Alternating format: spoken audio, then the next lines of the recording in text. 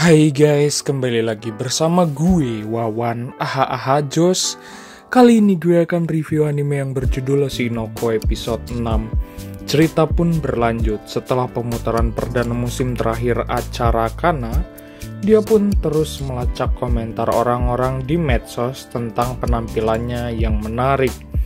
Dia memperhatikan bahwa beberapa dari mereka bahkan memuji akting Aqua saat dia memainkan perannya dengan cukup profesional. Meskipun kurangnya pengalaman saat membaca skrip, dia pun membaca sebuah komentar dan menerima pesan teks darinya di mana dia memintanya untuk bertemu dengannya karena dia ingin membicarakan sesuatu yang penting. Mungkin bisa saja curcol, karena merasa bahwa dia mungkin melamar. Tapi ketika dia akhirnya muncul, Aqua mengungkapkan bahwa sebenarnya saudara perempuannya yang ingin berdiskusi dengannya. Ketika mereka akhirnya duduk untuk berbicara, Kana memintanya untuk bergabung dengan grup idolnya yang dia bentuk di bawah Strawberry Projections. Meskipun dia mengatakan bahwa dia perlu waktu untuk memikirkannya, Kana pun merasa bahwa dia jelas tidak dapat melakukannya karena berpotensi merusak karir aktingnya. Namun Aqua berlutut dan berhasil membuatnya menandatangani kontrak dengan Strawberry Projections. Meskipun dia cukup tidak mau sampai saat-saat terakhir. Sementara dia sendiri mulai mengerjakan acara kencan pada saat ini.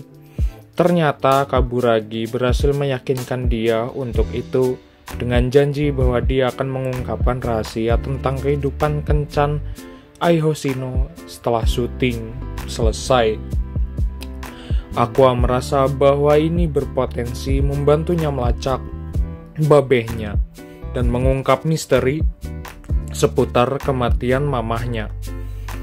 Sambil menghabiskan waktu bersama Kana, Ruby bertanya bagaimana dia menggunakan waktu luangnya ketika dia tidak mendapatkan tawaran pekerjaan akting.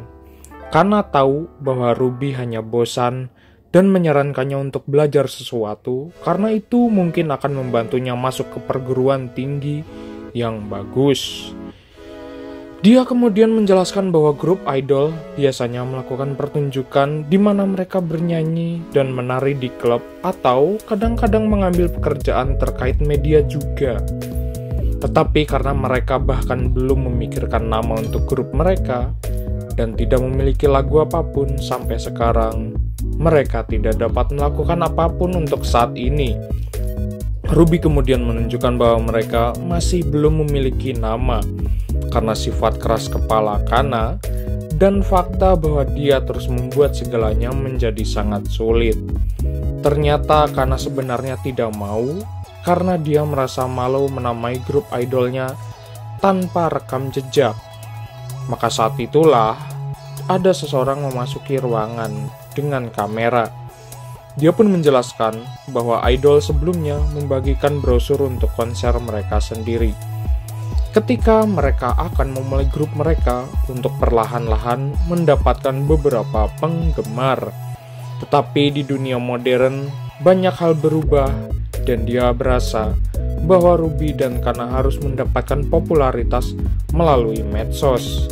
Yang agak merasa bahwa rencana ini tidak begitu bagus karena mereka tidak pernah mengumpulkan cukup banyak follower di media sosial untuk menjual tiket konser mereka. Yang menarik, kemudian Miyako telah memikirkan hal itu juga. Dia menunjukkan bahwa Strawberry Projections sebenarnya mengelola beberapa influencer yang sangat populer. Dan hari ini dia telah mengundang salah satu dari mereka untuk membantu Ruby dan Kana.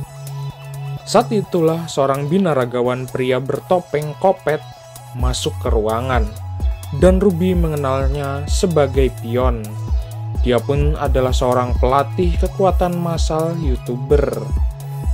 Dan dia pun tampak tidak terkesan sama sekali terhadap Pion. Kana pun mengungkapkan bahwa dia menghasilkan 100 juta yen setiap tahun melalui upload di media sosialnya. Kemudian mereka pun melakukan diskusi singkat dengan Ruby dan Kana untuk memahami apakah mereka benar-benar memahami apa yang diperlukan untuk menjadikannya sebagai influencer yang menarik.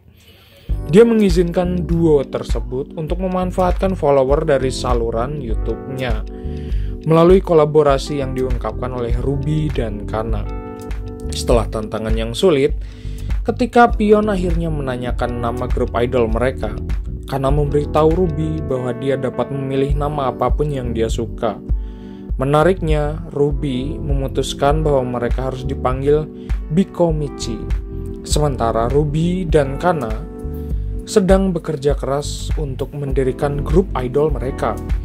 Aqua terus mengerjakan reality show kencan yang telah menjadi sangat populer, dan Yuki memahami apa yang diinginkan penonton lebih baik daripada orang lain, dan dengan mahir membesar-besarkan masalah emosionalnya sendiri untuk mendapatkan simpati. Pengikut yang layak, tetapi bukan hanya penonton yang terkesan, bahkan para aktor di sana.